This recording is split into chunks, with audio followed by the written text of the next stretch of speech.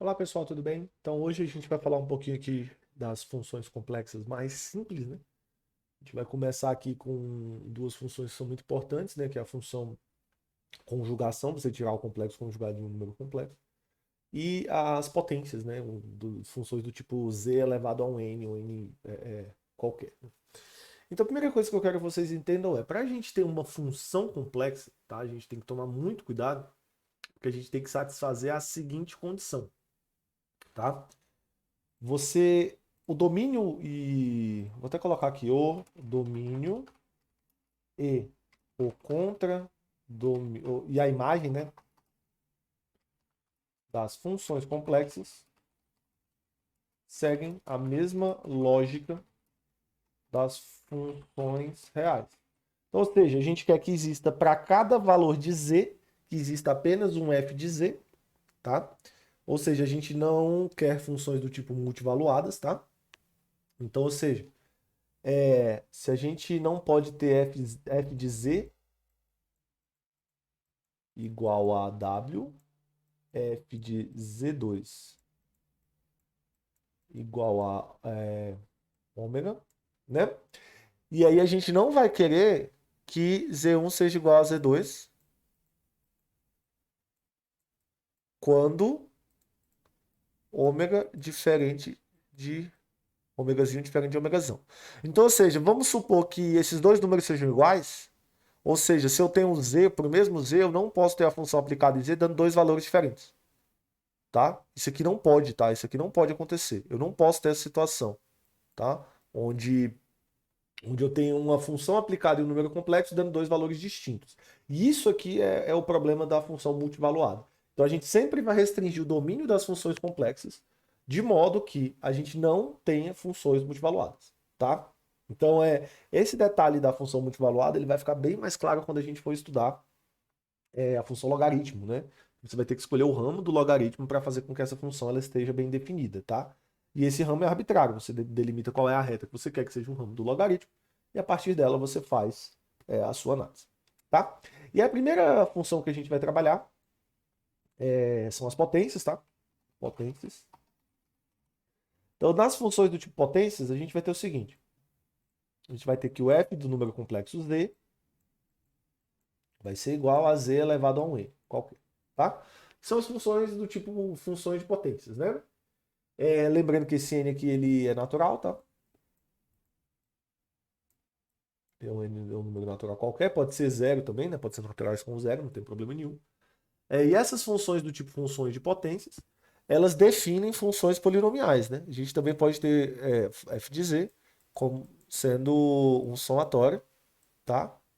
De n igual a zero até infinito, de a n, z elevado a n, beleza? Onde o a n é um número complexo, tá? É um número complexo. Isso aqui também nos define aqui uma função polinomial. Então, basicamente, isso aqui é a ideia de um polinômio. A gente pode ter funções que são funções ou de um monômio apenas, né, z elevado a uma determinada potência, ou a gente pode ter um polinômio, tá? E dentro dessas funções também, eu vou até colocar aqui, essas aqui são polinômios, funções polinomiais, que são monômios, né? Funções monomiais, que são apenas um termo, né? A gente também pode ter funções racionais, tá? Ter uma função racional. A gente pode ter uma função definida como dois polinômios, tá? P de Z sobre Q de Z, tá? Onde P e Q são polinômios. P e Q são polinômios. A gente chama essa função de função racional, né? Nesse caso aqui, a nossa função é uma função racional. Função racional. É basicamente uma razão entre, entre dois polinômios diferentes. Tá? E não necessariamente o grau deles precisa ser o mesmo. Né? Vamos botar aqui Pn, onde esse polinômio é de grau n, e Qm, onde esse polinômio aqui é de grau m. Tá? Então a gente tem esse tipo de função básica. Né? Outra função que a gente tem muito importante que a gente vai analisar elas hoje, a gente vai analisar basicamente aplicações desses dois tipos de funções. Vocês vão ver o problema do fato da função ser multivaluada. Né? Isso é problemático e a gente vai tentar entender isso aqui nos exemplos de hoje. Outra função que a gente tem é a função conjugação. tá? Então, o que que a função conjugação ela faz? É uma função bem simples, tá? Basicamente, eu tenho que definir o que que é o complexo conjugado. Então, o complexo conjugado, gente, de Z, vai ser definido da seguinte maneira, tá? Suponha que você tem um número complexo Z. Z é igual a x mais i, y. A gente define o complexo conjugado de um número complexo simplesmente por trocar o sinal da parte imaginária. Então, isso aqui vai ficar x menos y, tá? Essa é a ideia do complexo conjugado. E por que isso aqui é importante? Porque a gente é capaz de escrever o módulo de Z da seguinte maneira. X mais y vezes x, vamos botar ali ao quadrado, x menos y, né? Aplicando a regra do produto da soma pela diferença, isso aqui vai ser igual a x ao quadrado menos y ao quadrado, né? Isso aqui é igual a x ao quadrado mais y ao quadrado. Tá? Ou seja, isso aqui é igual ao módulo de z ao quadrado, né? Então, pessoal, a função complexo conjugado basicamente aparece bastante, tá? Se não fosse algo tão recorrente, a gente não usaria. Ela aparece, por exemplo, quando você vai calcular raízes, né, de um polinômio de segundo grau.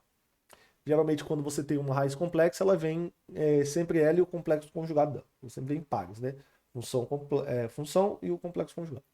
Tá? Então, basicamente, o que você tem é o seguinte: o complexo conjugado é um é uma função, né? A conjugação vai definir uma função muito importante. E aí, o que que eu vou fazer? Eu vou definir a função conjugação. Então, o que que seria a função conjugação? Seria isso aqui, ó. F de z, ela vai pegar o número complexo z e levar no complexo conjugado dele. Então, basicamente, ela só vai trocar o sinal da parte imaginária, tá? Então, essas aqui são as funções aqui que a gente vai analisar na aula de hoje. E para a gente analisá-las, a gente vai fazer alguns exemplos, né? Então, o primeiro exemplo que a gente vai fazer, a gente vai analisar o domínio contra o domínio à imagem da função f de z igual a z ao quadrado, tá? Então, o que está acontecendo nessa nossa função aqui, f de z igual a z ao quadrado? Como é que a gente pode analisar essa função? Primeira coisa que a gente tem que tomar cuidado é o seguinte. A gente quer que a nossa função ela mapeie um número complexo em outro número complexo de maneira que você não tenha repetições, ou seja, você não tenha números complexos que levem mais de um valor. Então, uma das coisas que a gente pode analisar é o seguinte. Vamos escrever essa função aqui da seguinte maneira. F de módulo de z vezes exponencial de θ, tá? Isso aqui vai ser igual a módulo de z vezes exponencial de θ ao quadrado. E aí eu faço para você a seguinte pergunta. Em qual situação essa função vai pegar dois números complexos, vai pegar um número complexo e levar em dois valores? Se a gente não limitar aqui, quem vão ser os valores de θ, né? Então vamos tentar ver aqui, né, o, uma maneira da gente escolher aqui esses valores aqui para a gente não ter problemas de funções multivaluadas. Perceba que para qualquer θ que eu usar, ele vai me levar numa função, ele vai me levar num valor onde ele vai multiplicar o θ por 2, né? E aí uma coisa interessante é o seguinte, nesse caso aqui, nessa função, a gente pode variar o θ o quanto a gente quiser, né? Basicamente, a gente pode variar o θ aí de menos infinito a infinito. Essa função sempre vai levar num outro número complexo e ela não vai levar em mais de um número complexo, tá? Porque essa função aqui ela não tem propriedade de ser multivaluada, tá? Então, aqui a gente pode trabalhar com essa função aqui de maneira tranquila, né? Porque essa função aqui ela nunca vai pegar um ponto e levar em infinito os outros pontos, porque ela não tem uma propriedade aqui periódica, né? No caso. Então aqui a gente pode elevar o número complexo ao quadrado tranquilamente e a gente vai obter pontos distintos. E esses pontos a gente vai agora analisar qual é o contradomínio dessa função. Então vamos supor que a gente esteja restringindo, vamos restringir nossa função para θ, tá? Entre 0 e π. Θ pertencendo a esse intervalo aqui, 0 e π, tá? Então vamos ver basicamente como é que essa função ela se comporta quando ela está restrita ao intervalo de 0 a π, né? Então presta atenção no seguinte, se eu estou nessa parte aqui do plano complexo, ou seja, na parte entre 0 e π, ou seja, toda essa parte de cima do plano complexo, quando eu aplicar a nossa função, o que ela vai fazer? Ela vai fazer o seguinte, o meu f de z vai elevar o módulo do número complexo ao quadrado, vezes, e aí essa exponencial aqui, ela vai fazer o que com o ângulo? Ela vai multiplicar o ângulo por 2 e θ, tá? Então, ou seja, se eu tenho isso aqui, o meu domínio, como sendo só a parte de cima do plano complexo, no momento que eu aplico a função f igual z ao quadrado, o que a gente vai ter é o seguinte, se eu pegar números que estão no primeiro quadrante, eu vou obter números que estão ou no primeiro ou no segundo. Então, o primeiro quadrante vai mapear no primeiro e no segundo. E o segundo quadrante aqui, quando eu multiplicar esse número complexo por 2, né, eu vou dobrar esse argumento, ou multiplicar por 2 não, elevar ele ao quadrado, eu vou dobrar esse argumento.